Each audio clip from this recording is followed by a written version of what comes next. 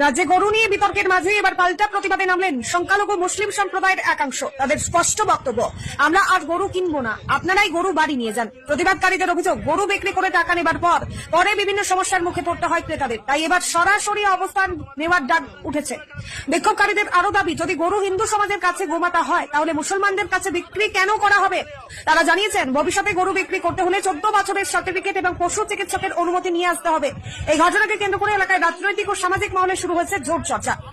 রাজনীতির সব exclusive update পেতে ফলো করুন A1 নিউজ বাংলা, সত্যের সাথে মানবতার পক্ষে।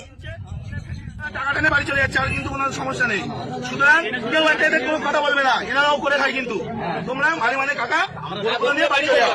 সরকার যতক্ষণ না নির্দেশ দিচ্ছে কি হবে কেউ করে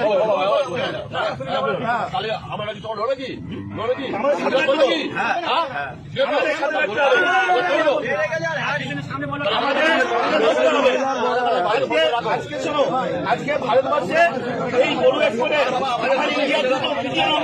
আর আমরা আজকে করছি অপরাধ আমরা করে ফেলেছি। আমাদের সাথে প্রতিবাদ করলে থাকো, না হলে দেখো না। জানি না আজকে এই গো মাংস, গরু মাংস বাইরে দেশে এক্সপোর্ট হচ্ছে, আমাদের ইন্ডিয়া দ্বিতীয় নম্বরে।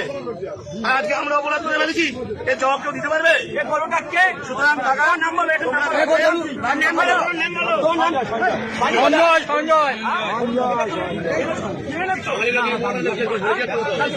বয়স হয়েছে, এটা 14 বছর বয়স হয়েছে, তুমি এই কাজটা করলে তোমার কালকে আমরা